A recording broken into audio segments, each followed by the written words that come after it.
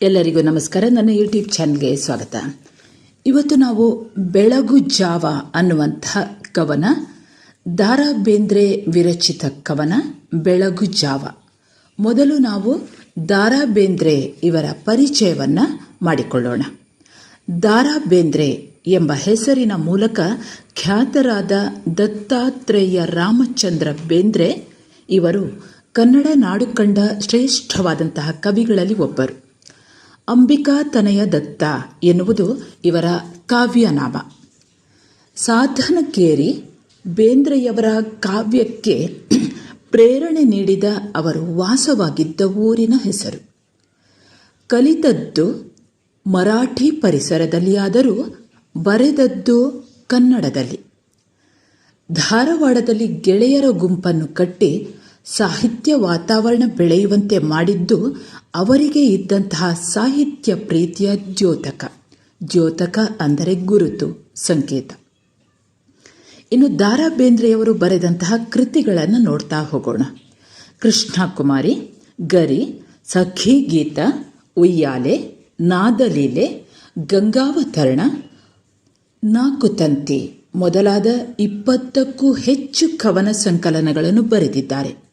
ಹಾಗೆಯೇ ಹುಚ್ಚಾಟ, ಹೊಸ ಸಂಸಾರ ಮತ್ತು ಇತರ ನಾಟಕಗಳು ಮೊದಲಾದ ನಾಟಕ ಕೃತಿಗಳನ್ನು ಕೂಡ ಬೇಂದ್ರೆ ರಚಿಸಿದ್ದಾರೆ.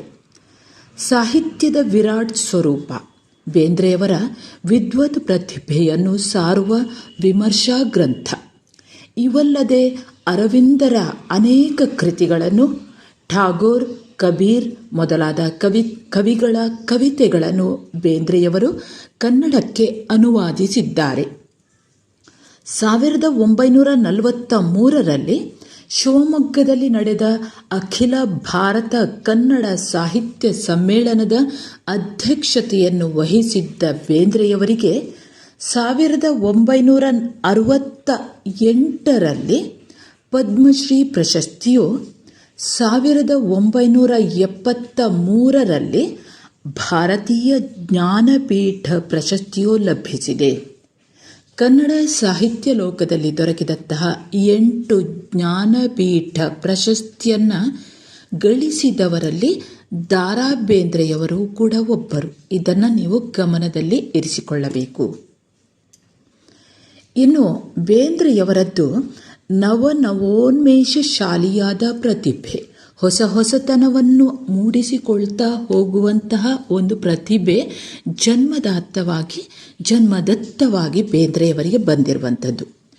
ಉತ್ತರ ಕರ್ನಾಟಕದ ಆಡು ಭಾಷೆಯ ಲಯ, ಶಬ್ದ ಸಂಪತ್ತು, ಗಾದೆ ಮಾತು, ಧ್ವನಿ ಶಕ್ತಿ ಪೂರ್ಣ ರೂಪದಲ್ಲಿ ಬಳಸಿಕೊಂಡು ಕಾವ್ಯಕ್ಕೆ ಹೊಸ ರೂಪ ಕೊಟ್ಟವರು ಬೇಂದ್ರೆಯವರು.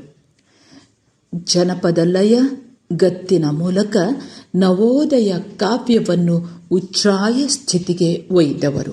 ಉಚ್ಛ್ರಾಯ ಸ್ಥಿತಿ ಅಂದರೆ ಎತ್ತರವಾದಂತಹ ಸ್ಥಾನ.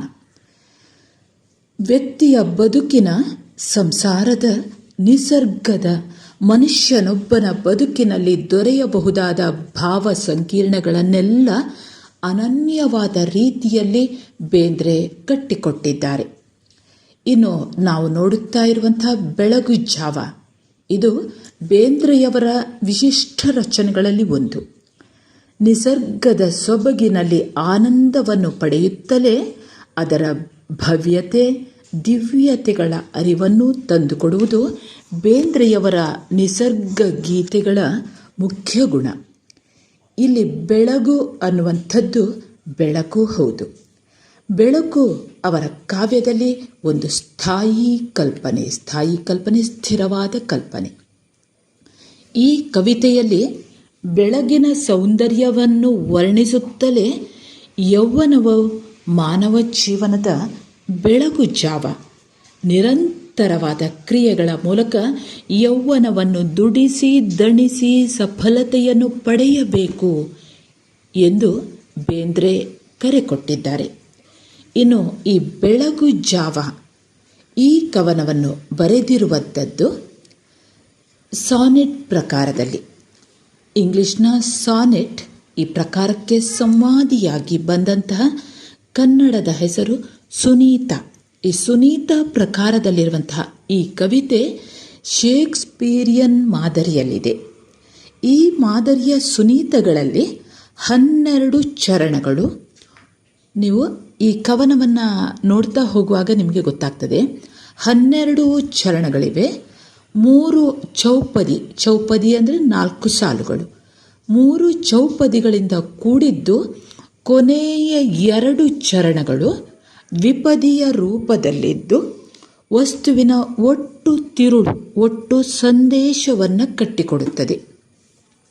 ಹಾಗೆಯೇ ಚೌಪದಿಯ ಮೊದಲ 2 ಪಂಕ್ತಿಗಳು ಒಂದು ಪ್ರಾಸದಿಂದ ಕೂಡಿದ್ದರೆ ಕೊನೆಯ 2 ಪಂಕ್ತಿ ಅಂದರೆ ಸಾಲುಗಳು ಇನ್ನೊಂದು ಪ್ರಾಸವನ್ನು ಹೊಂದಿರುತ್ತದೆ. ಕಡೆಯ ದ್ವಿಪದಿ ಒಂದೇ ಪ್ರಾಸದಲ್ಲಿ ಮುಕ್ತಾಯವಾಗುತ್ತದೆ. ಈ ಪ್ರಾಸ ವಿನ್ಯಾಸದಲ್ಲಿ ರಚನೆಯಾದ ವಿಶಿಷ್ಟ ಕವನವಿದು. ಯಾವುದು? ಬೆಳಗು ಜಾವ ಅನ್ನುವಂಥದ್ದು ಇಂಗ್ಲಿಷ್ನ ಸಾನೆಟ್, ಕನ್ನಡದ ಸುನೀತ. ವಿಶಿಷ್ಟವಾದಂತಹ ಒಂದು ಪ್ರಕಾರ. ವಿದ್ಯಾರ್ಥಿಗಳೇ, ನೀವು ಇಲ್ಲಿ ಆಕರ ಗ್ರಂಥ ಅನ್ನುವಂಥದ್ದು ನಿಮ್ಮ ಪರೀಕ್ಷೆಯಲ್ಲಿ ಬದಲಾದಂತಹ ಪರೀಕ್ಷೆಯ ಪ್ರಶ್ನೆ ಪತ್ರಿಕೆಯಲ್ಲಿ ನೀವು ಇಲ್ಲಿ ಈ ಆಕರ ಗ್ರಂಥವನ್ನು ಕೂಡ ನೆನಪಿನಲ್ಲಿ ಇಟ್ಟುಕೊಳ್ಳಬೇಕು. ಕೃತಿ ಮುಕ್ತಕಂಠ ಅನ್ನುವಂತಹ ಕವನ ಸಂಕಲನದಿಂದ ಈ ಬೆಳಗು ಜಾವ ಅನ್ನುವಂತಹ ಕವನವನ್ನು ಆರಿಸಿಕೊಂಡಿದ್ದಾರೆ. ಇದನ್ನು ನೀವು ನೆನಪಲ್ಲಿ ಇಟ್ಟುಕೊಳ್ಳಿ. ಕವನವನ್ನು ಶುರು ಮಾಡ್ತೇನೆ ವಿದ್ಯಾರ್ಥಿಗಳೇ, ನೋಡ್ತಾ ಹೋಗಿ. ಮೊದಲಿಗೆ ನಾನು ಈ ಪದ್ಯ ಭಾಗದ ಮೊದಲ ಭಾಗವನ್ನು ಓದ್ತಾ ಹೋಗ್ತೇನೆ, ಸರಿಯಾಗಿ ನೋಡಿಕೊಳ್ಳಿ. 7 ಚಿನ್ನ ಬೆಳಗಾಯ್ತು ಅಣ್ಣ, ಮೂಡಲವು ತೆರೆಯ ಕಣ್ಣ, ನಕ್ಷತ್ರ ಜಾರಿ ತಮವೆಲ್ಲ ಸೋರಿ, ಮಿಗಿಲಹುದು ಬಾನ ಬಣ್ಣ, ಜೇನ್ನೊಣದ ಹೆದೆಗೆ ಹೂಬಾಣ ಹೂಡಿ ಝುಮ್ ಎಂದು ಬಿಟ್ಟ ಮಾರ, ಗುಡಿಗೋಪುರಕ್ಕೂ ಬಲೆ ಬೀಸಿ ಬಂದ ಅಗೋ ಬೆಳಕು ಬೇಟೆಗಾರ. ಈ ಕವನ ಇಲ್ಲಿ ಬೆಳಗು ಜಾವ ಅನ್ನುವಂಥ ಈ ಕವನ ಇಲ್ಲಿ ಕವಿ ಬೆಳಗನ್ನು ಸೂಚಿಸ್ತಾ ಇದ್ದಾರೆ. ಬೆಳಗು ಜಾವದಲ್ಲಿ ಸಾಧಾರಣವಾಗಿ ಸಕ್ಕರೆಯ ಸವಿನಿದ್ದೆ ಅಂತ ಹೇಳ್ತೇವೆ. ಆ ಸವಿನಿದ್ದೆಯನ್ನು ಕಾಣುತ್ತಾ ಸಮಯವನ್ನು ವ್ಯರ್ಥಗೊಳಿಸಬೇಡಿ, ಎದ್ದೇಳಿ, ಬೆಳಗಾಗಿದೆ. ಇಲ್ಲಿ 7 ಚಿನ್ನ ಬೆಳಗಾಯಿತು ಅಣ್ಣ. 7 ಚಿನ್ನ ಅಂದರೆ ಸಾಧಾರಣವಾಗಿ ನಾವು ಸಣ್ಣ ಮಕ್ಕಳನ್ನು ಕರೆಯುವಾಗ ಚಿನ್ನ ಬಂಗಾರ ಅಂತೆಲ್ಲ ಹೇಳ್ತೇವೆ. ಇಲ್ಲಿಯೂ ಕವಿ ಹೇಳ್ತಾ ಇದ್ದಾರೆ, ಸಣ್ಣ ಮಕ್ಕಳಿಗೆ ಹೇಳ್ತಾ ಇದ್ದಾರೆ 7 ಚಿನ್ನ. ಹಾಗೆ ಇನ್ನೊಂದು ಸಾಲು ನೋಡಿ, ಅಲ್ಲಿ ಬೆಳಗಾಯಿತು ಅಣ್ಣ. ಇಲ್ಲಿ ಅಣ್ಣ ಅಂದರೆ ದೊಡ್ಡವರು, ಯುವಕರೂ ಸೇರ್ತಾರೆ, ಯುವಜನರೂ ಸೇರ್ತಾರೆ. ಇಲ್ಲಿ ಎದ್ದೇಳಿ ಎನ್ನುತ್ತಾ ಸಣ್ಣವರಿಗೂ ದೊಡ್ಡವರಿಗೂ ಇಲ್ಲಿ ಕವಿ ಕರೆಯನ್ನು ಕೊಡ್ತಾ ಇದ್ದಾರೆ. 7 ಚಿನ್ನ ಅಂದರೆ ಮಗುವೆ, 7 ಚಿನ್ನ, 7 ಅಣ್ಣ, ಮೂಡಲವು ತೆರೆಯ ಕಣ್ಣ. ಮೂಡಲ ಅಂದರೆ ಮೂಡಣ, ಪೂರ್ವ ದಿಕ್ಕು, ಮೂಡಲ ದಿಕ್ಕು ಅಂತ ಹೇಳ್ತೇವೆ. ಮೂಡಲವು ತೆರೆಯ ಕಣ್ಣ ಅಂದರೆ ಪೂರ್ವದ ದಿಕ್ಕು ಕಣ್ಣು ತೆರೆದಿದೆ. ಕಣ್ಣು ತೆರೆದದ್ದು ಹೇಗೆ ಗೊತ್ತಾಗುವುದು? ಅಲ್ಲಿ ಸೂರ್ಯ ಬಂದಿದ್ದಾನೆ. ನಕ್ಷತ್ರ ಜಾರಿ ತಮವೆಲ್ಲ ಸೋರಿ, ಮಿಗಿಲಹುದು ಬಾನ ಬಣ್ಣ. ನಕ್ಷತ್ರ ಜಾರಿ ಅಂದರೆ ಅಲ್ಲಿ ಕತ್ತಲೆ, ನಿನ್ನೆಯ ರಾತ್ರಿ ಅಂದರೆ ಕತ್ತಲೆ ಕಳೆದು ನಕ್ಷತ್ರಗಳೆಲ್ಲ ಜಾರಿ ತಮವೆಲ್ಲ ಸೋರಿ. ತಮ ಅಂದರೆ ಕತ್ತಲು, ರಾತ್ರಿ. ಈ ಕತ್ತಲೆಲ್ಲ ಕಳೆದು ಹೋಗಿದೆ, ನಕ್ಷತ್ರಗಳೆಲ್ಲ ಜಾರಿ ಹೋಗಿದೆ, ರಾತ್ರಿ ಕಳೆದು ಹೋಗಿದೆ, ಕತ್ತಲೆಲ್ಲ ಸೋರು ಅಂದರೆ ದೂರವಾಗುವುದು, ಸೋರಿ ಹೋಗಿದೆ. ಮಿಗಿಲಹುದು ಬಾನ ಬಣ್ಣ, ಆಕಾಶದ ಬಣ್ಣ, ಆ ಬಣ್ಣದ ಬೆಳಕು ಹೆಚ್ಚಾಗುತ್ತಲಿದೆ, ಮಿಗಿಲು ಹೆಚ್ಚಾಗ್ತಾ ಇದೆ.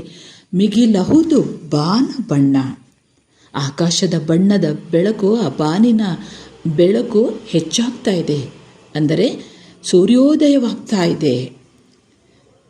ಅದನ್ನೇ ಕವಿ ಹೀಗೆ ಹೇಳ್ತಾರೆ, ಹೇಗೆ ಆ ಸೂರ್ಯನ ಕಿರಣಗಳು ಬರ್ತಾ ಇವೆ ಅನ್ನುವಂಥದ್ದನ್ನು ಇಲ್ಲಿ ಹೇಳ್ತಾರೆ, ಜೇನ್ನೊಣದ ಹೆದೆಗೆ ಹೂಬಾಣ ಹೂಡಿ ಝುಮ್ ಎಂದು ಬಿಟ್ಟ ಮಾರ ಗುಡಿ ಗೋಪುರಕ್ಕೂ. ಜೇನ್ನೊಣದ ಹೆದೆ, ಜೇನಿನ ನೊಣಗಳು. ಇಲ್ಲಿ ಹೆದೆ ಅಂದರೆ ಹಗ್ಗ. ಈ ಬಾಣದ ಹಗ್ಗಗಳಿವೆ ಅಲ್ಲ, ಅದು ಜೇನು ನೊಣಗಳ ಹಾಗೆ. ಜೇನ್ನೊಣದ ಹೆದೆಗೆ ಹೂ ಬಾಣವನ್ನು ಹೂಡಿ ಝುಮ್ ಎಂದು ಮನ್ಮಥನು ಬಾಣವನ್ನು ಬಿಟ್ಟಿರಬೇಕು. ಯಾಕಂದರೆ ಇಲ್ಲಿ ಹೇಳ್ತಾರೆ, ಮೂಡಣದಲ್ಲಿ ಈ ಬೆಳಕು ಹರಿಯುತ್ತಿದ್ದಂತೆ ದುಂಬಿಗಳು ಗುಯ್ಯೆಂಬ ಝೇಂಕಾರದೊಂದಿಗೆ ಮಧುವನ್ನು ಅರಸಿ ಹೋಗ್ತಾ ಇದೆ. ಹೂವಿನ ಒಳಗಿನ ಜೇನನ್ನು ಅರಸಿಕೊಂಡು ಹೋಗ್ತಾ ಇದೆ. ಜೇನ್ನೊಣ ಅಲ್ಲಿ ಹೇಳ್ತಾರೆ, ಜೇನ್ನೊಣದ ಹೆದೆಗೆ, ಜೇನ್ನೊಣದ ಹೆದೆಗೆ, ಜೇನ್ನೊಣದ ಆ ಬಿಲ್ಲಿನ ಆ ಒಂದು ಹಗ್ಗಕ್ಕೆ ಹೂ ಬಾಣವನ್ನು ಹೂಡಿ ಮಾರ ಬಿಟ್ಟಿದ್ದಾನೆ ಮನ್ಮಥ. ಈ ಬಾಣವನ್ನು ಬಿಟ್ಟಿದ್ದಾನೆ. ಮನ್ಮಥ ಅಂದರೆ ನಿಮಗೆ ಗೊತ್ತಿದೆ, ಮನ್ಮಥ ಕಾಮ. ಒಂದು ಪಾತ್ರ ಬರ್ತದೆ ಅಲ್ಲಿ, ಮುಂದೆ ತರಗತಿಯಲ್ಲಿ ಇದನ್ನು ವಿವರಿಸ್ತೇನೆ ನಾನು. ಏಕೆಂದರೆ ಅದೇ ಇಲ್ಲಿ ಯಾಕೆ ಈ ಝುಮ್ ಅಂತ ಬಾಣವನ್ನು ಬಿಟ್ಟಿದ್ದಾನೆ, ನಿಮಗೆಲ್ಲ ಗೊತ್ತಾಯಿತು. ಯಾವುದೋ ದುಂಬಿಗಳೆಲ್ಲ ಹೂವಿನ ಮಧುವನ್ನು ಹೀರಲು ಹೋಗಿದ್ದೆ. ಯಾವ ರೀತಿ ಅವನು ಬಾಣವನ್ನು ಬಿಟ್ಟಿದ್ದಾನೆ, ಗುಡಿ ಗೋಪುರಕ್ಕೂ, ಇಲ್ಲಿ ಹೇಳ್ತಾರೆ, ಗುಡಿ ಗೋಪುರಕ್ಕೂ ಬಲೆ ಬೀಸಿ ಬಂದ ಅಗೋ ಬೆಳಕು ಬೇಟೆಗಾರ. ಗುಡಿ ಗೋಪುರಕ್ಕೆ ಬೆಳಕಿನ ಬಲೆಯನ್ನು ಬೀಸಿಕೊಂಡು ಈ ಮನ್ಮಥ ಬಂದಿದ್ದಾನೆ. ಬೆಳಕು ಬೇಟೆಗಾರ ಯಾರಿಲ್ಲಿ? ಸೂರ್ಯ. ಸೂರ್ಯನನ್ನ ಕವಿ ಬೆಳಕು ಬೇಟೆಗಾರ ಅಂತ ಕರೆದಿದ್ದಾನೆ. ಸೂರ್ಯ ಅಗೋ ಬರ್ತಾ ಇದ್ದಾನೆ. ಗುಡಿ ಗೋಪುರಕ್ಕೆಲ್ಲ ಎಲ್ಲ ಕಡೆಯೂ ಕೂಡ ತನ್ನ ಕಿರಣವನ್ನು ಚೆಲ್ಲಿಕೊಂಡು ಕಿರಣವನ್ನು ಸೂಸುತ್ತಾ ಈ ಸೂರ್ಯ ಅನ್ನುವಂತಹ, ಈ ಬೆಳಕು ಅನ್ನುವಂತಹ ಬೇಟೆಗಾರ ಎಲ್ಲ ಕಡೆಗೂ ಬರ್ತಾ ಇದ್ದಾರೆ. ಈ ರೀತಿಯಲ್ಲಿ ಕವಿ ಬೇಂದ್ರೆಯವರು ಬಹಳ ಸುಂದರವಾಗಿ ಬೆಳಗು ಜಾವ ಅನ್ನುವಂತಹ ಬೆಳಗು ಹೇಗೆ ಆಗ್ತದೆ ಅನ್ನುವಂಥದ್ದನ್ನು ಕಟ್ಟಿಕೊಡ್ತಾ ಇದ್ದಾರೆ.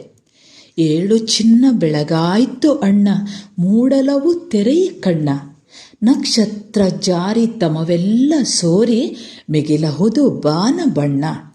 ಜೇನ್ನೊಣದ ಹೆದೆಗೆ ಹೂಬಾಣ ಹೂಡಿ ಝುಮ್ ಎಂದು ಬಿಟ್ಟ ಮಾರ, ಗುಡಿಗೋಪುರಕ್ಕೂ ಬಲೆ ಬೀಸಿ ಬಂದ ಅಗೋ ಬೆಳಕು ಬೇಟೆಗಾರ. ವಿದ್ಯಾರ್ಥಿಗಳೇ, ಇನ್ನು ಎರಡನೆಯ ಪದ್ಯ ಭಾಗವನ್ನು, ಈ ಕವನದ ಭಾಗವನ್ನು ನೋಡೋಣ. ನಿಶೆ ಇಳಿದ ಉಷೆಯ ಎಳನಗೆಯ ಬಗೆಗೆ ಸೋತಿರಲು ಜಗವು ಸವಿಗೆ, ಕಣ್ಣೆದಿರು ಒಂದು ಕಟ್ಟಿತ್ತು ಕನಸು ಕೂಗೊಂದು ಬಂತು ಕಿವಿಗೆ.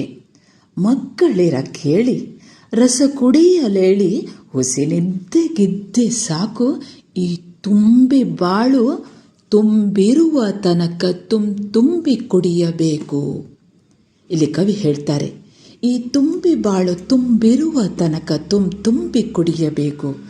ಮನುಷ್ಯನ ಬಾಳು ಅನ್ನುವಂಥದ್ದು, ಮನುಷ್ಯನ ಜೀವನ ಅನ್ನುವಂಥದ್ದು ಅದು ಯಾವ ಕ್ಷಣದಲ್ಲಿ ಆದರೂ ನಿಂತು ಬಿಡಬಹುದು. ಅಂದರೆ ಜೀವನ, ಮಾನವರ ಜೀವನ, ಮನುಷ್ಯರ ಜೀವನ ಅನ್ನುವಂಥದ್ದು ಅದು ನಶ್ವರವಾದದ್ದು, ಶಾಶ್ವತವಾದದ್ದಲ್ಲ. ಹಾಗಾಗಿ ಇಲ್ಲಿ ಹೇಳ್ತಾರೆ, ಈ ಬದುಕು ಅನ್ನುವಂಥದ್ದು ತುಂಬಿರುವ ತನಕ ಅದನ್ನು ತುಂಬಿ ಕುಡಿಯಬೇಕು. ನಿದ್ದೆಯ ಮುಖಾಂತರ ಹಾಳು ಮಾಡಿಕೊಳ್ಳುವುದಲ್ಲ, ಉದಾಸೀನದ ಮುಖಾಂತರ ನಾವು ಇಂತಹ ತುಂಬಿ ಬಾಳನ್ನು ತುಂಬಿರುವ ತನಕ, ಎಲ್ಲಿಯವರೆಗೆ ತುಂಬಿರುತ್ತದೆ ಅಂತ ಹೇಳಲಾಗುವುದಿಲ್ಲ. ಹಾಗಾಗಿ ಇವರು ಹೇಳ್ತಾರೆ, ನಿಶೆ ಇಳಿದ ಉಷೆಯ, ರಾತ್ರಿಯ ಈ ಮಂಪರು ಕಳೆದು, ರಾತ್ರಿಯ ನಿದ್ದೆ ಕಳೆದು, ಮುಂಜಾವಿನ ನಿಶೆ ಅಂದರೆ ರಾತ್ರಿ, ನಿಶೆ ಇಳಿದ ರಾತ್ರಿ ಕಳೆದ, ಉಷೆಯ ಮುಂಜಾವಿನ ಉಷಾಕಾಲ, ಹದವಾದ ಕಿರಣಗಳಿರ್ತವೆ ಉಷಾಕಾಲದಲ್ಲಿ.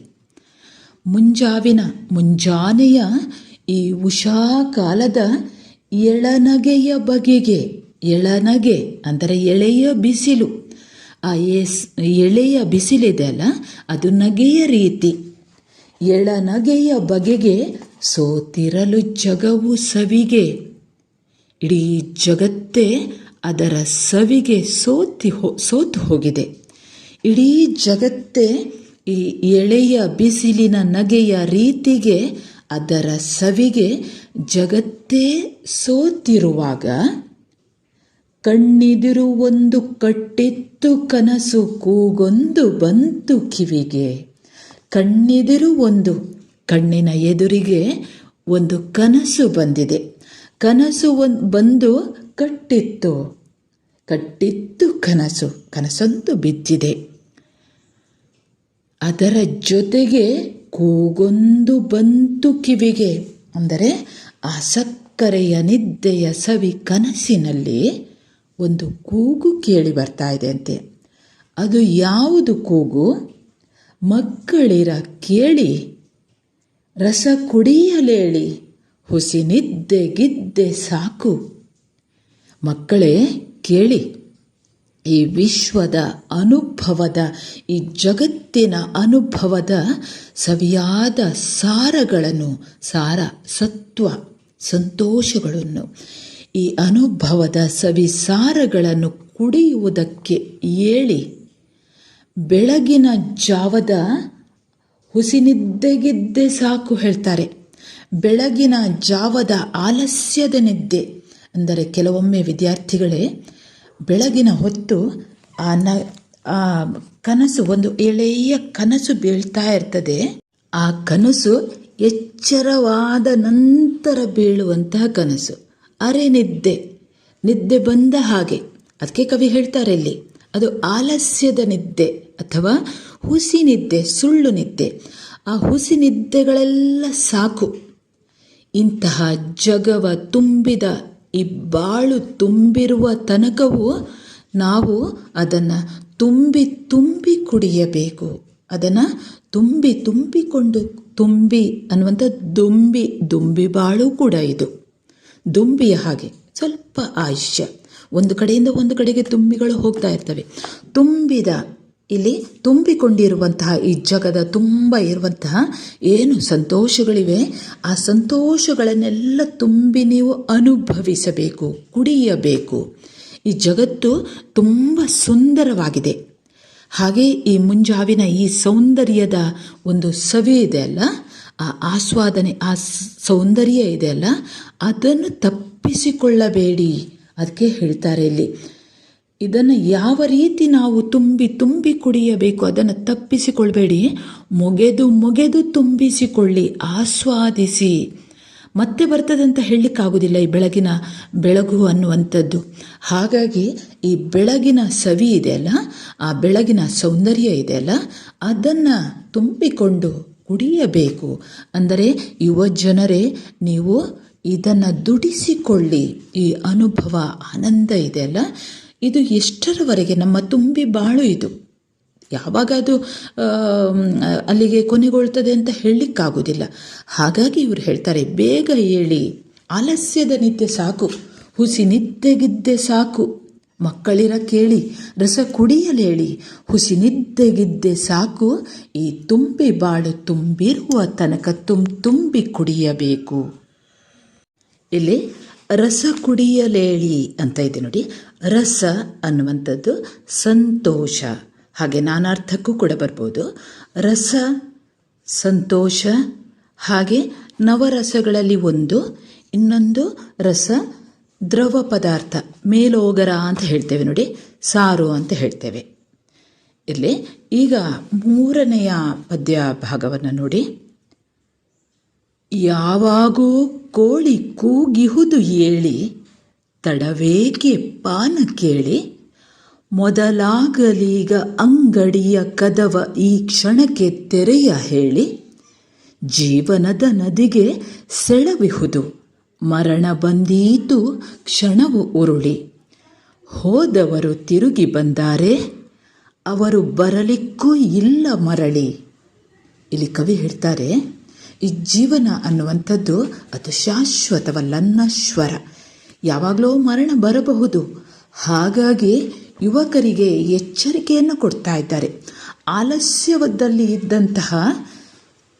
ಜಡ್ಡು ಸ್ವಭಾವವನ್ನು ಹೊಂದಿದಂಥ ಯುವ ಜನರಿಗೆ ಒಂದು ಕರೆಯನ್ನು ಕೊಡ್ತಾ ಇದ್ದಾರೆ. ಈ ಒಂದು ಜೀವನ ಅನ್ನುವಂಥದ್ದು ಮತ್ತೆ ಬರುವುದಿಲ್ಲ. ಯಾವಾಗೋ ಕೋಳಿ ಕೂಗಿಹುದು ಏಳಿ. ಈ ಕೋಳಿ ಅನ್ನುವಂಥದ್ದು ಹಳ್ಳಿಯಲ್ಲಿ ಒಂದು ಅಲಾರಂ ಇದ್ದ ಹಾಗೆ. ಈ ಕೋಳಿ ಸದಾ ಚಟುವಟಿಕೆಯಲ್ಲಿ ಇರ್ತದೆ. ಈಗ ಏನು ಅಲಾರಾಮ್ ಅಂತ ಹೇಳ್ತೇವೋ, ವಾಚ್ಗಳು ಇದೆ, ಸಮಯಗಳು, ಗಡಿಯಾರಗಳಿವೆ. ಹಿಂದೆ ಇರಲಿಲ್ಲ. ಕೋಳಿಯ ಕೂಗಿನ ಮುಖಾಂತರ ಸಮಯವನ್ನು ಅಳಿತಾ ಇದ್ರು. ಸಾಧಾರಣವಾಗಿ 2:30-3:30 ಶುರು ಮಾಡ್ತದೆ ಕೋಳಿ ಕೂಗಲಿಕ್ಕೆ. ಆದರೂ ಕೂಡ ಜನರು ಹೇಳುವುದಿಲ್ಲ. ಕೋಳಿ ಎದ್ದಾಗಿರ್ತದೆ.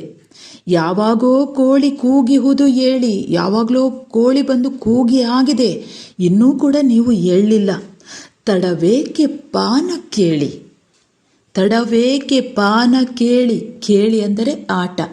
ಇಲ್ಲಿ ಪಾನ ಅಂದರೆ ಈ ಸಂತೋಷವನ್ನು ಪಾನೀಯ ಕೇಳಿ ಅಂದರೆ ಪಾನದ ಹಾಗೆ ಕುಡಿಯಬೇಕು, ಪಾನೀಯದ ಹಾಗೆ ಕುಡಿಯಬೇಕು. ಈ ಜೀವನದ ರಸವನ್ನು ನಾವು ಪಾನ ಕೇಳಿ, ತಡ ಮಾಡಬೇಡಿ, ಇದನ್ನು ನೀವು ಕುಡಿಯಬೇಕು, ಜೀವನದಲ್ಲಿ ದುಡಿಯಬೇಕು. ಯಾಕೆಂದರೆ ನೀವು ಯೌವನಸ್ಥರಾಗಿದ್ದೀರಿ, ಯೌವನದಲ್ಲಿದ್ದೀರಿ ನೀವು. ಮೊದಲಾಗಲೀಗ ಅಂಗಡಿಯ ಕದವ ಈ ಕ್ಷಣಕ್ಕೆ ತೆರೆಯ ಹೇಳಿ. ಮೊದಲಾಗಬೇಕು, ನೀವು ಎದ್ದ ತಕ್ಷಣ ಆಗಬೇಕು ಯುವಕರೇ. ಅಂಗಡಿಯ ಕದವ ಈ ಕ್ಷಣಕ್ಕೆ ತೆರೆಯ ಹೇಳಿ. ಇಲ್ಲಿ ಅಂಗಡಿ ಅಂದರೆ ಒಂದು ವ್ಯಾಪಾರ ಕೇಂದ್ರ. ಅಂದರೆ ಜೀವನದ ವ್ಯಾಪಾರವನ್ನು ಶುರು ಮಾಡಿ ದುಡಿಯಲು ಹೇಳಿ. ಸುಮ್ಮನೆ ಕಾಲ ಕಳೆಯಬೇಡಿ. ಇಲ್ಲಿ ಮನಸ್ಸೂ ಕೂಡ ಒಂದು ವ್ಯಾಪಾರ ಕೇಂದ್ರದ ಹಾಗೆ. ಹೊರಗಿನ ಸೊಬಗನ್ನು ನೀವು ಈಗ ಆ ಬಾಗಿಲನ್ನು ತೆಗಿಬೇಕು. ಹೊರಗಿನ ಜಗತ್ತು ಸೊಬಗಿನಿಂದ, ಸೌಂದರ್ಯದಿಂದ ಕೂಡಿದೆ. ಅದನ್ನು ಮುಚ್ಚಿಕೊಂಡು ನೀವು ಮಲಗಿಕೊಳ್ಳುವುದಲ್ಲ, ಮಲಗಿಕೊಂಡು ಜೀವನವನ್ನು ವ್ಯರ್ಥ ಮಾಡುವುದಲ್ಲ. ಅದಕ್ಕೆ ಇಲ್ಲಿ ಕವಿ ಹೇಳ್ತಾ ಇದ್ದಾರೆ, ಮೊದಲಾಗಲೀಗ ಅಂಗಡಿಯ ಕದವ ಈ ಕ್ಷಣಕ್ಕೆ ತೆರೆಯ ಹೇಳಿ. ಕದ ಅಂದರೆ ಬಾಗಿಲು. ಜೀವನದ ನದಿಗೆ ಸೆಳವಿಹುದು. ಜೀವನ ಅನ್ನುವಂಥ ಈ ನದಿ ಇದೆಯಲ್ಲ, ಅದಕ್ಕೆ ಸೆಳವು ಅಂದರೆ ರಭಸ.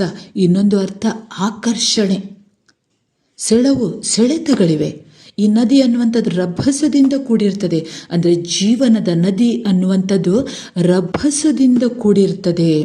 ಅಂದರೆ ಎಷ್ಟು ಹೊತ್ತಿಗೆ ನಿಂತು ಹೋಗ್ತದೆ ಅಂತ ಹೇಳಲಿಕ್ಕಾಗೋದಿಲ್ಲ, ಅಷ್ಟು ಸೆಳವಿದೆ. ಜೀವನದಲ್ಲಿ ಈ ಯುವಕರಲ್ಲಿ ಉತ್ಸಾಹಗಳಿರ್ತವೆ. ಜೀವನದ ನದಿಯಲ್ಲಿ ಉತ್ಸಾಹ ತುಂಬಿಕೊಂಡಿರಬೇಕು. ಯಾಕಂದರೆ ಮರಣ ಬಂದೀತು ಕ್ಷಣವು ಉರುಳಿ. ಮರಣ ಬರಬಹುದು. ಮರಣ ಅಂದರೆ ಸಾವು. ಯಾವಾಗ ಒಬ್ಬ ಜನಿಸಿದಂತಹ ವ್ಯಕ್ತಿಗೆ ಸಾವು ಎಷ್ಟು ಹೊತ್ತಿಗೆ ಬರುತ್ತದೆ ಅಂತ ಹೇಳಲಿಕ್ಕಾಗೋದಿಲ್ಲ.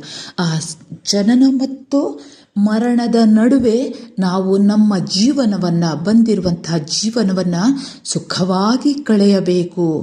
ಸುಖವಾಗಿ ನಾವು ಜೀವನವನ್ನು ಮಾಡಬೇಕು, ಕೆಲಸವನ್ನು ಮಾಡಬೇಕು. ಆ ಕೆಲಸದ ಮುಖಾಂತರ ಸಂಪಾದನೆಯನ್ನು ಮಾಡಬೇಕು. ಅಲ್ಲಿ ಅಂಗಡಿ ಅಂತ ಹೇಳಿದ್ದಾರೆ, ಸಂಪಾದನೆಯನ್ನು ಮಾಡಬೇಕು ಈ ಜೀವನದಲ್ಲಿ. ಅಂದರೆ ಯುವಕ ಅಂದರೆ ಅಥವಾ ಯುವ ಜನರಂದರೆ ಉತ್ಸಾಹದ ಸಂಕೇತ. ಅದಕ್ಕೆ ಹೇಳ್ತಾರೆ, ಮರಣ ಎಷ್ಟು ಹೊತ್ತಿಗೆ, ಯಾವ ಕ್ಷಣದಲ್ಲಾದರೂ ಉರುಳಿ ಬಂದೀತು. ಹೋದವರು ತಿರುಗಿ ಬಂದಾರೆ. ಅಲ್ಲಿ ಕೇಳ್ತಾರೆ ಅವರು, ಹೋದವರು ತಿರುಗಿ ಬರುತ್ತಾರೆಯೇ? ಇಲ್ಲ. ಕೆಲವರು ಹೇಳ್ಬೋದು, ನಾನು ಇನ್ನೊಂದು ಜನ್ಮದಲ್ಲಿ ಬರ್ತೇನಂತ. ಇಲ್ಲ, ಬಂದವರು ನೋಡಲಿಲ್ಲ. ಯಾವ ಜನ್ಮವನ್ನು ಕೂಡ ನಮ್ಮಿಂದ ನೋಡಲಿಕ್ಕಾಗೋದಿಲ್ಲ. ಇಲ್ಲೇ ಸ್ವರ್ಗ. ಈ ಜೀವನ ಅನ್ನುವಂಥದ್ದೇ ಸ್ವರ್ಗಲೋಕ ಅನ್ನುವಂಥದ್ದು ಬೇರೆ ಇಲ್ಲ, ನರಕಲೋಕ ಅನ್ನುವಂಥದ್ದು ಬೇರೆ ಇಲ್ಲ. ಈ ಸ್ವರ್ಗ ನರಕಗಳು ಎರಡೂ ಕೂಡ ನಮ್ಮ ಜೀವನದಲ್ಲಿ ನಾವು ಮಾಡಿಕೊಂಡ ಹಾಗೆ. ಅದಕ್ಕೆ ಕವಿ ಹೇಳುವಂಥದ್ದಿಲ್ಲಿ, ಈ ಜೀವನದ ನದಿಗೆ ಸೆಳವುಗಳಿವೆ. ಮರಣ ಕೂಡ ಕ್ಷಣಕ್ಕೆ ಬಂದೀತು. ಹೋದವರು ತಿರುಗಿ ಬರಲಿಕ್ಕಿಲ್ಲ, ಅವರು ಬರಲಿಕ್ಕೂ ಇಲ್ಲ ಮರಳಿ. ಕವಿಯೇ ಹೇಳ್ತಾ ಇದ್ದಾರೆ, ಅವರು ಹೋದವರು ಅಂದರೆ ಮರಣ ಹೊಂದಿದವರು, ಅವರು ತಿರುಗಿ ವಾಪಸ್ ಬರುವುದಿಲ್ಲ. ಇದನ್ನು ನಾವು ಅರಿತು ಮುನ್ನಡೆಯಬೇಕು. ಇಲ್ಲಿ ಹೇಳ್ತಾರೆ, ಹೋದವರು ತಿರುಗಿ ಬಂದಾರೆ, ಅವರು ಬರಲಿಕ್ಕೂ ಇಲ್ಲ ಮರಳಿ. ಅವರು ಬರಲು ತಿರುಗಿ ಬರಲು ವಾಪಸ್ ಬರಲು ಅವರು ಸಾಧ್ಯವೇ ಇಲ್ಲ. ಅಲ್ಲಿ ಮರಣ ಬಂದೀತು ಕ್ಷಣವು ಉರುಳಿ, ಕ್ಷಣ ಅಂತ ಕೊಟ್ಟಿದ್ದಾರೆ ನೋಡಿ. ಆ ಕ್ಷಣ ತತ್ಸಮ ತದ್ಭವ ಬರೆಯಿರಿ ಬರ್ಬೋದು. ಕ್ಷಣ ಚಣ, ಕ್ಷಣ ಚಣ. ಇಲ್ಲಿ ಈ ಜೀವನ ಅನ್ನುವಂಥದ್ದನ್ನು ನಾವು ಉದಾಸೀನದಲ್ಲಿ ಕಳೆಯುವುದಲ್ಲ, ನಿದ್ದೆ ಮಾಡ್ತಾ ಕಳೆಯುವುದಲ್ಲ, ಉತ್ಸಾಹದಿಂದ ಕೂಡಿರಬೇಕು ನಮ್ಮ ಜೀವನ. ಯುವಕರೇ, ಈ ಕರೆಯನ್ನು ಕೊಡ್ತಾ ಇದ್ದಾರೆ. ಇಲ್ಲಿ ಮುಂದಿನ ಭಾಗದಲ್ಲಿ ಆ 2 ದ್ವಿಪದಿಗಳನ್ನು ಕೊಟ್ಟಿದ್ದಾರೆ ನೋಡಿ. ಆ ದ್ವಿಪದಿಗಳು ಹೇಗಿದೆ ಅನ್ನುವಂಥದ್ದು. ದ್ವಿಪದಿ ಅಂದರೆ 2 ಸಾಲು. 2 ಸಾಲಿನಲ್ಲಿ ಈಗ ಒಂದು ಮೆಸೇಜ್, ಸಂದೇಶವನ್ನು ಕೊಡ್ತಾರೆ. ಇಲ್ಲಿ ಕವಿ ಏನು ಹೇಳ್ತಾರೆ ಅಂತ ನೋಡಿ. ಬಾನ್ ಹೊಗರಲುಂಟು, ಮರ ಚಿಗುರಲುಂಟು, ಬರಲುಂಟೆ ಸುಗ್ಗಿ ಮತ್ತೆ, ಮುಳುಗಿರಲಿ ಮುಪ್ಪು ಚಿಂತನದಿ, ತಾನು ಹರೆಯಕ್ಕೆ ಬೇರೆ ಹೊತ್ತೆ. ಬಾನ್ ಹೊಗರಲುಂಟು, ಬಾನ್ ಬಾನು ಆಕಾಶ, ಹೊಗರಲುಂಟು, ಹೊಗರು ಅಂದರೆ ಪದಗಳ ಅರ್ಥದಲ್ಲಿ ಬರ್ಬೋದು. ಹೊಗರು ಪ್ರಕಾಶಿಸು. ಬಾನು ಹೊಗರಲುಂಟು, ಬಾನು ಪ್ರಕಾಶಿಸುತ್ತದೆ. ಒಮ್ಮೆ ಕತ್ತಲಾದರೂ ಕೂಡ ಅದಕ್ಕೆ ಇನ್ನೊಂದು ಅವಕಾಶ ಇದೆ. ಯಾವುದು? ಪ್ರಕಾಶಿಸ್ತದೆ, ಮತ್ತೆ ಬಾನು ಬೆಳಕಾಗುತ್ತದೆ. ಇನ್ನೂ ಒಂದು ಹೇಳ್ತಾ ಇದ್ದಾರೆ ಅಲ್ಲಿ ಕವಿ. ಮರ ಚಿಗುರಲುಂಟು, ಮರ ಅಂದರೆ ವೃಕ್ಷ, ದ್ರುಮ, ಪದಗಳ ಅರ್ಥ ಬರೆಯಿರಿ ಬರ್ಬೋದು. ಮರವು ಚಿಗುರುತ್ತದೆ. ಒಂದು ಸಲಕ್ಕೆ ಅದರ ಒಣಗಿದ ಹಾಗೆ ಕಂಡರೂ ಕೂಡ ಎಲ್ಲ ಎಲೆಗಳು ಒಣಗಿ ಹೋದರೂ, ಎಲ್ಲ ಎಲೆಗಳು ಬಿದ್ದು ಹೋದರೂ ಮತ್ತೆ ಚಿಗುರುತ್ತದೆ. ಅದನ್ನರ್ಧಕ್ಕೆ ಕಡಿದರೂ ಕೂಡ ಮತ್ತೆ ಚಿಗುರುತ್ತದೆ. ಅದಕ್ಕೆ ಹೇಳ್ತಾರೆ ಮರ ಚಿಗುರಲುಂಟು, ಬರಲುಂಟೆ ಸುಗ್ಗಿ ಮತ್ತೆ. ಸುಗ್ಗಿ ಇಲ್ಲಿ ಜೀವನ, ಸಂತೋಷ, ಸುಗ್ಗಿಯ ಕಾಲ ಅಂತ ಹೇಳ್ತಾರೆ. ಈ ಅವಕಾಶಗಳು ಬಾನಿಗೆ ಇದೆ, ಮತ್ತೆ ಬರುತ್ತದೆ. ಮರಕ್ಕೆ ಇದೆ, ಬಾನು ಪ್ರಕಾಶಿಸುತ್ತದೆ, ಮರ ಚಿಗುರುತ್ತದೆ. ಬರಲುಂಟೆ ಸುಗ್ಗಿ ಮತ್ತೆ. ಈ ಅವಕಾಶಗಳು, ಈ ಯೌವನದಲ್ಲಿ ಬಂದಂತಹ ಅವಕಾಶಗಳು ಮತ್ತೆ ಬರುವುದಿಲ್ಲ, ಮತ್ತೆ ಬರಲಿಕ್ಕಿಲ್ಲ. ಅವಕಾಶಗಳು ಒಂದು ಸಲ ಬರ್ತವೆ, ಮತ್ತೆ ಬರುವುದಿಲ್ಲ. ಮತ್ತೆ ಕಾಯಬೇಕು. ಕಾಯಲು ಜೀವನ ಮತ್ತೆ ಇರುವುದೇ ಇಲ್ಲ. ಅಲ್ಲಿ ಹೇಳ್ತಾರೆ ಕವಿ, ಯಾವುದೋ ಈ ಜೀವನ ಅನ್ನುವಂತಹ ನದಿಗೆ ಸೆಳವಿಹುದು. ಮರಣ ಬಂದೀತು ಕ್ಷಣಕ್ಕೆ ಉರುಳಿ, ಹೋದವರು ತಿರುಗಿ ಬಂದಾರೆ, ಅವರು ಬರಲಿಕ್ಕೂ ಇಲ್ಲ ಮರಳಿ. ಅದನ್ನೇ ಇಲ್ಲಿ 2 ಸಾಲುಗಳಲ್ಲಿ, ದ್ವಿಪದಿಗಳಲ್ಲಿ ಅವರು ಒತ್ತು ಕೊಡ್ತಾ ಇದ್ದಾರೆ. ಬರಲುಂಟೆ ಸುಗ್ಗಿ ಮತ್ತೆ, ಪ್ರಶ್ನಾರ್ಥಕ ಚಿಹ್ನೆ ಹಾಕ್ತಾರೆ. ಬರಲಿಕ್ಕಿಲ್ಲ ಅದು, ಸುಗ್ಗಿ ಮತ್ತೆ ಮರಳಿ ಬರುತ್ತದೆಯೇ? ಇಲ್ಲ. ಮುಳುಗಿರಲಿ ಮುಪ್ಪು ಚಿಂತನದಿ, ತಾನು ಹರೆಯಕ್ಕೆ ಬೇರೆ ಹೊತ್ತೆ. ಮುಳುಗಿರಲಿ ಮುಪ್ಪು ಚಿಂತನದಿ, ಮುದಿತನ, ಮುಪ್ಪು, ಪ್ರಾಯ ಆಗುವಂಥದ್ದು. ಅದು ಚಿಂತನೆಯಲ್ಲಿ ಮುಳುಗಿರಲಿ, ಒಳ್ಳೆಯ ಚಿಂತನೆಗಳಲ್ಲಿ ಮುಳುಗಿರಬೇಕು ಹೊರತು ಹರೆಯದಲ್ಲಿ ಚಿಂತೆ ಮಾಡ್ತಾ ಕೂತ್ಕೊಳ್ಳೋದಲ್ಲ. ಯಾಕಂದರೆ ಜೀವನದ ನದಿ ಅದು. ಹರೆಯದಲ್ಲಿ ನಾವು ದುಡಿಯಬೇಕು. ಹರೆಯದಲ್ಲಿ ಉತ್ಸಾಹ ಇರ್ತದೆ. ಆ ಉತ್ಸಾಹದಿಂದ ದುಡಿತಾ ಹೋಗಬೇಕು. ಏನೆಲ್ಲ ರಸಗಳಿವೆಯೋ ಅದನ್ನು ಆಸ್ವಾದನೆ ಮಾಡಬೇಕು. ತಾನು ಹರೆಯಕ್ಕೆ ಬೇರೆ ಹೊತ್ತೆ. ಇಲ್ಲಿ ಹರಯ ಅನ್ನುವಂಥ ತತ್ಸಮ ತದ್ಭವ ಬರೆಯಿರಿ ಬರ್ಬೋದು. ಹರಯ ಪ್ರಾಯ, ಹರೆಯಕ್ಕೆ ಬೇರೆ ಹೊತ್ತೆ. ಹೊತ್ತು ಅಂದರೆ ನಾನಾರ್ಥಕ್ಕೆ ಬರಬಹುದು. ಹೊತ್ತು ಸಮಯ. ಇನ್ನೊಂದು ಹೊತ್ತು ಅಂದರೆ ಸೂರ್ಯನಿಗೂ ಹೇಳ್ತಾರೆ.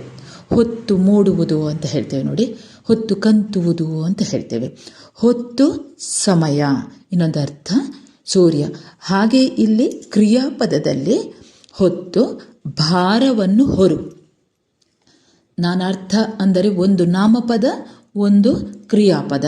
ಈ ಎರಡನ್ನೂ ಕೂಡ ಬರೆದಾಗ ಮಾತ್ರ ನಿಮಗೆ ಪೂರ್ಣ ಅಂಕ ದೊರಕ್ತದೆ. ಈ ಮುಪ್ಪು ಅನ್ನುವಂಥದ್ದು ಚಿಂತನೆಯಲ್ಲಿ ಮುಳುಗಿರಲಿ. ಹರಯ ಅನ್ನುವಂಥದ್ದು, ಹರಯಕ್ಕೆ ಬೇರೆ ಹೊತ್ತು ಇಲ್ಲ, ಆ ಹೊತ್ತು ಮತ್ತೆ ಬರುವುದಿಲ್ಲ. ಹರಯ ಅಂದರೆ ಉತ್ಸಾಹ, ಉತ್ಸಾಹದಿಂದ ಕೆಲಸವನ್ನು ಮಾಡಿ. ಹೀಗೆ ಈ ಕವಿ ದ ರಾ ಬೇಂದ್ರೆಯವರು ಬಹಳ ಸುಂದರವಾಗಿ ಇಲ್ಲಿ ಈ ಒಂದು ಬೆಳಗು ಜಾವ ಅನ್ನುವಂಥದ್ದನ್ನು ಬಹಳ ಅದ್ಭುತವಾಗಿ ಬರೆದಿದ್ದಾರೆ. ಈ ಲವಲವಿಕೆ ಅನ್ನುವಂಥದ್ದು, ಉತ್ಸಾಹ ಅನ್ನುವಂಥದ್ದು ಹದಿಹರೆಯದಲ್ಲಿ ಇರುವಂಥದ್ದು. ಈ ಯೋಚನೆಗಳು ಯಾವುದಿದೆ, ಯೋಗ್ಯವಾದಂತಹ ಯೋಚನೆಗಳು, ಚಿಂತನೆಗಳು, ಅದು ಮುಪ್ಪಿನಲ್ಲಿ ಮುಳುಗಿ ಹೋಗಿ ಹದಿಹರೆಯದಲ್ಲಿ ಲವಲವಿಕೆ ಹೊಂದಬೇಕು. ಈ ಹದಿಹರೆಯದಲ್ಲಿ ಮತ್ತೆ ಸಮಯವನ್ನು ನಿರೀಕ್ಷಿಸಲಾಗುವುದಿಲ್ಲ, ಈಗಾಗಲೇ ಸೂಕ್ತ ಚಿಂತನೆಯಲ್ಲಿ ತೊಡಗಿ ಅನ್ನುವಂತಹ ಕಲ್ಪನೆಯನ್ನು, ಅದಕ್ಕಿಂತಲೂ ಕರೆಯನ್ನು ಕವಿ ಬಹಳ ಅದ್ಭುತವಾಗಿ ಇಲ್ಲಿ ನೀಡಿದ್ದಾರೆ. ಸರಿ ವಿದ್ಯಾರ್ಥಿಗಳೇ, ಇಲ್ಲಿಯ ಈ ಬೆಳಗು ಜಾವ ಅನ್ನುವಂಥ ಕವನ ಮುಕ್ತಾಯವಾಗಿದೆ. ಹೇಗಿದೆ ವಿದ್ಯಾರ್ಥಿಗಳೇ? ಮತ್ತೆ ಹೇಳ್ತೀರಲ್ಲ, ನೀವು ನನ್ನ ಚಾನೆಲ್ಗೆ ಹೊಸಬರಾಗಿದ್ದಲ್ಲಿ ಸಬ್ಸ್ಕ್ರೈಬ್ ಮಾಡಲು ಮರೆಯದಿರಿ. ಹಾಗೆ ಅನೇಕ ದ್ವಿತೀಯ PUCಯ ಪಠ್ಯಕ್ಕೆ ಸಂಬಂಧಿಸಿದ ಹಾಗೆ ವ್ಯಕ್ತಿತ್ವ ವಿಕಸನಕ್ಕೆ ಸಂಬಂಧಿಸಿದ ಹಾಗೆ, ಪ್ರಥಮ PUCಯ ಕನ್ನಡ ಪಠ್ಯಪುಸ್ತಕಕ್ಕೆ ಸಂಬಂಧಿಸಿದ ಹಾಗೆ ಅನೇಕ ವಿಡಿಯೋಗಳನ್ನು ಹಾಕಿದ್ದೇನೆ. ಆ ವಿಡಿಯೋಗಳನ್ನು ನೋಡ್ತಾ ಹೋಗಿ ಪರೀಕ್ಷೆಯಲ್ಲಿ ಒಳ್ಳೆಯ ಅಂಕಗಳನ್ನು ಗಳಿಸಿ ವಿದ್ಯಾರ್ಥಿಗಳೇ. ಮುಂದೆ ಇನ್ನೊಂದು ವಿಷಯದೊಂದಿಗೆ ಮತ್ತೆ